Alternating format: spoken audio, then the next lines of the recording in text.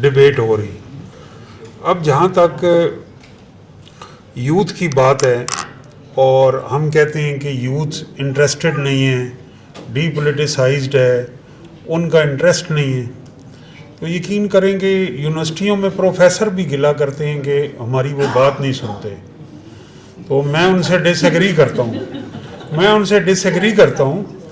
ऐसे डिसएग्री करता हूँ कि भाई 80% HEC का क्राइटेरिया, 80% अटेंडेंस होगी तो आप इम्तहान में बैठने के अहल हैं। लेकिन अगर आपका कंटेंट ही रिच नहीं है, आप सिर्फ एहतराम और अकीदत के तहत उन्हें घेर के क्लास में ला रहे हैं, तो कुछ अपनी भी खुद एहतसाबी करें कि आपका क्यों कंटेंट इंटरेस्टिंग नहीं। जब से मैं टीचिंग में आया हूँ मेरे पास कोई अटेंडेंस रजिस्टर ही नहीं, मैंने एक क्लास की भी अटेंडेंस नहीं ली। और ये मेरा टेस्ट केस होता है कि अगर मैं कोई कोर्स पढ़ा रहा हूँ और 80% स्टूडेंट लेक्चर में नहीं आ रहे, तो मेरा ख्याल है कि मैं उस दिन रिज़ाइन कर दूँगा। तो ये हमारे लिए भी आई ओपनिंग है, उन सियासी पार्टियों के लिए भी आई ओपनिंग है कि आपके पास वो कंटेंट ही नहीं कि जो नौजवानों को चाहिए। आप ज़रा सोचें कि सिर्फ ये कि फ़लाँ बंदा वज़ीर आज़म बन गया, बिलावल भुट्टो साहब नौजवान हैं, ऑक्सफर्ड से पढ़े हैं, एनलाइटेंड हैं, वो वज़ीर आज़म बन जाएंगे। तो बाहर जाके ज़रा I8 में, पिंडोरे में, फैज़ाबाद में पूछें नौजवान से कि बिलावल के वज़ीर आज़म बनने से तुम्हारी ज़िंदगी में क्या तब्दीली हो। जुल्फ़िकार अली भुट्टो वज़ीर आज़म बना तो नौजवानों में उम्मीद नज़र आई, कायदे आज़म पाकिस्तान आज़ाद किया, नौजवानों में उम्मीद नज़र आई, बेनज़ीर भुट्टो में उम्मीद नज़र आई, और भी लीडरशिप में उम्मीद। तो हमारी लीडरशिप में नौजवानों को उम्मीद क्यों नहीं नज़र आती, इसमें कसूर हमारा है। हम बंकर्स में बैठे हुए हैं, नौजवानों से हम बात ही नहीं कर रहे। सिक्योरिटी का मसला है, बड़े बड़े महलात में तो कोई सिक्योरिटी का मसला नहीं, कोई नौजवान वहाँ घुस सकता है। सिर्फ जो चंद क्रोनीज़ हैं आपके इर्द गिर्द, जो मिनिस्टर्स हैं, उनके बच्चों से भी मिलने का आपके पास टाइम नहीं है, तो आप यूथ से वो गिला करते हैं। बाकायदा उनके लिए इकोनॉमी में, पॉलिटिक्स में स्पेस ही नहीं। नौजवान क्या चाहता है, जिन दिनों इंटरनेट यहाँ सुस्त रवि का शिकार हो, तो एक लड़की ने कहा मुझे, स्टूडेंट ने, कि सर आप प्रोग्राम में जाते हैं, मतीउल्लाह जान साहब आप भी गौर करें, आपने ये बात करनी है कि पिछले 2-3 दिन से इंटरनेट सस्पेंडेड है, डाउन है, और हम जो मेडिकल कॉन्स्ट्रक्शन की कंपनी है US में, उसने कहा हम पाकिस्तान में अपना कॉन्ट्रैक्ट ख़त्म कर रहे हैं क्योंकि यहाँ रोज़ रोज़ इंटरनेट बंद होता है, काम मुतासर होता है। तो मैं तो उसकी जॉब से हॉस्टल और अपनी तालीम फाइनेंस कर रहा हूँ, उसके लिए कोई आज स्कॉलरशिप नहीं, उसकी अब हम उसको इंटरनेट नहीं दे रहे, जिसके हर महीने वो पैसे दे रही है। पाकिस्तान साउथ एशिया में सस्ता महंगा तरीन इंटरनेट फराहम करने वाला मुल्क। यहाँ एक नौजवान को लैपटॉप, आईफोन, आईपैड महंगा तरीन दिया जाता है, जिस मुल्क में तेल वाले को, चीनी वाले को, पत्ती वाले को, शुगर इंडस्ट्री वाले को, DHA वाले को, हाउसिंग वाले को सब्सिडीज दी जाती है, उस मुल्क में जो नौजवान है उसको वो लैपटॉप और आईफोन नहीं दिया जाता जिसको विदाउट टैक्स देने से उसके पास यूनिवर्सिटी ID हो, तो वो इंटरनेशनल पॉलिटिकल इकॉनमी से, ग्लोबल इकॉनमी से हज़ारों डॉलर महीने के कमा सकते। तो ये देने के बावजूद हम उसको कहें अब नौजवान जो क़यादत और हमें दिखाई नहीं दे रहे, तो हमें मेरा ख्याल है करीब ही जो है डी वाटसन या शाइन में जाके ऐनक नहीं बनानी चाहिए। भाई बात करो खुल के, मारंग बलोच नौजवान नहीं है कबायली माशरे में जो कश्मीर में बैठे हुए, जिन्होंने आपको कान पकड़ाया है, वो नौजवान नहीं। और जो इन नौजवानों का नाम लेने से जो गुस्से में आ जाते हैं और उन्हें गालियाँ निकालने लग पड़ते हैं, तो उन नौजवानों को देख के आ रहे हैं।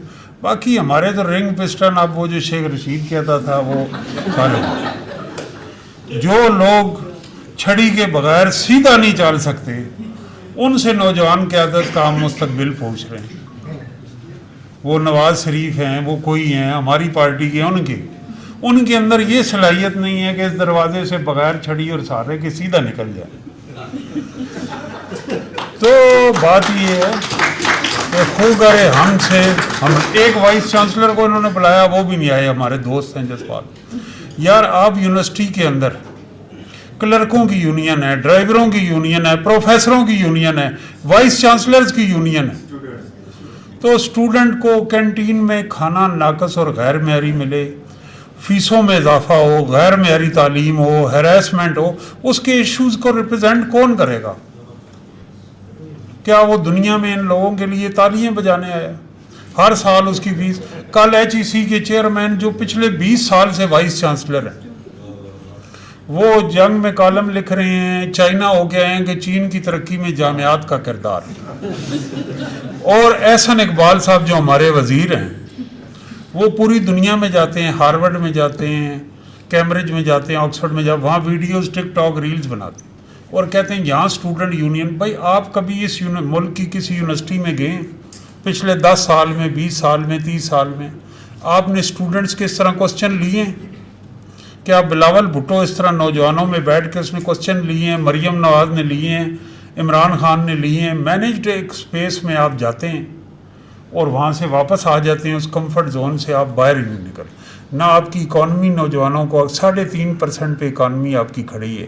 آصف خان صاحب نے صحیح کہا, کیونکہ جج جتنا سینئر ہوتا ہے اس کا تجربہ ہوتا ہے, اس کی ریٹائرمنٹ کی کوئی ایج نہیں, وہ کوئی سرکاری ملازم تو ہے نہیں کہ 65 میں ریٹائر ہو جائے گا. پاکستان میں ریٹائر ہونے والے ججوں کا مطیع اللہ جان صاحب کے ٹویٹ سے پتہ چلتا ہے کہ بیٹھے بٹھائے 20 لاکھ پینشن بڑھ گئی ہے. ان کے لیے ریاست نے فلاحی ریاست اسلامی بنا دی ہے, ان کو 4 لاکھ کا پیٹرول ملتا ہے, ان کو ڈیٹیل میں 2 پلاٹ ملتے ہیں, ان کی 50 لاکھ پینشن میں اضافہ ہو, ان کی فلاحی ریاست بنی ہوئی.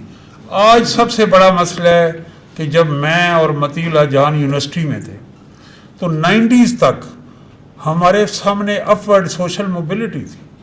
ہم قائد اعظم یونیورسٹی کی برس میں فری سفر کرتے تھے, اسکالرشپ ہوتا تھا اور لاکھوں روپے فیسیں نہیں ہوتی تھی, اور اس وجہ سے ایک اپورڈ سوشل موبلٹی تھی. اور میرٹ سم سارٹ یہ تھا کہ کلاس کے جو کالج میں لائق بچے تھے وہ میڈیکل کالج چلے جاتے تھے, انجینئرنگ یونیورسٹی چلے جاتے تھے, جو ان سے کم لائق تھے وہ آرمی میں چلے جاتے تھے, جو ہم جیسے نالائق تھے وہ ایسی. مطلب اب یہ اپورڈ سوشل موبلٹی آپ دیکھ لیں, آپ روز اخبار پڑھتے ہیں, جو بندہ کسی عہدے پہ لگتا ہے, اول تو جو ریٹائر ہو رہا ہے وہ ریٹائر ہی نہیں ہو رہا, وہ CDA کی سرکاری بس میں ناگزیریت کے تحت H8 کے قبرستان میں جانا چاہتا ہے, آخری جنازہ بھی سرکاری اس سے گزرے. جو بندہ لگ رہا ہے اس کا پہلے پروفائل آتا ہے, وہ فلاں کا داماد ہے, وہ فلاں کا بیٹا ہے, فلاں کا سالہ ہے, فلاں کا بہن ہے, اس کی اپنی کوئی کیپیبلٹی نہیں. امریکہ میں بھی کیپٹلزم ورسٹ ہے, UK میں بھی ہے, لیکن عام آدمی کے بچے کے لیے آگے بڑھنے کے مواقع ہیں.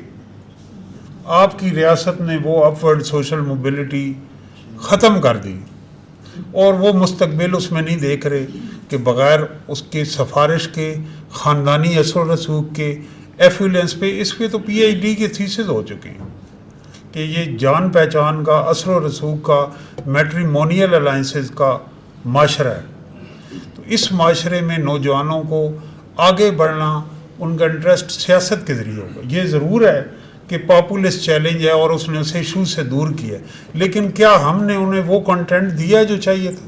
جو پولیٹیکل کنٹینٹ بے نظیر بھٹو کے پاس تھا, ذوالفقار علی بھٹو کے پاس, کیا آج ہماری پارٹی کے پاس ہے وہ؟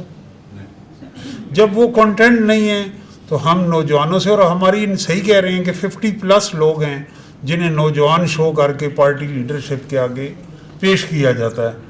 تو ایک تو یہ ہے, اب 3 جو چیزیں ہوئی ہیں جس طرح آپ دیکھتے ہیں انڈیا, یا اس میں ہمارے ہاں جب تک اسٹوڈنٹ یونین کی روایت تھی, رائٹ لیفٹ کی تقسیم تھی, اسٹوڈنٹس کے اندر جو آصف خان صاحب کہہ رہے تھے جینون موومنٹس ہوتی تھی. پھر اس کی وجہ سے جب ذوالفقار علی بھٹو کو پھانسی بھی ہو گئی تو ٹریڈ یونین اور اسٹوڈنٹ یونین کی بیس پہ ورکرز نے اور پارٹی نے ضیاء امریت فائٹ کی, اس کے بعد ضیاء الحق نے سوسائٹی کو ڈی پولیٹیسائز کر دیا. جب ڈی پولیٹیسائز کر دیا تو اسٹیبلشمنٹ نے پاپولزم، ایک ریاست مدینہ، چور ڈاکو کرپٹ نوجوانوں کے ذہن کو پولیوٹ کر دیا. اب ڈی پولیٹیسائز سوسائٹی میں اسٹوڈنٹ کے پاس کوئی کلاس کانشیس نہیں، کوئی اس کے پاس نظریاتی نصاب نہیں، اس کے پاس اپنے ایشوز کی کوئی آرٹیکولیشن نہیں اور کوئی پلیٹ فارم نہیں. تو میں سمجھتا ہوں کہ یہ ہمارے لیے بھی شرم کا مقام ہے. ہم دیکھتے ہیں کہ 2008 میں پہلی سپیچ جو وزیر اعظم گیلانی کی تھی، سن کے بڑی خوشی ہوئی کہ میں اسٹوڈنٹ طلبہ یونین سے پابندی اٹھانے کا اعلان، اور وہ شاید اتنی بھاری پابندی تھی کہ اٹھائی نہیں گئی.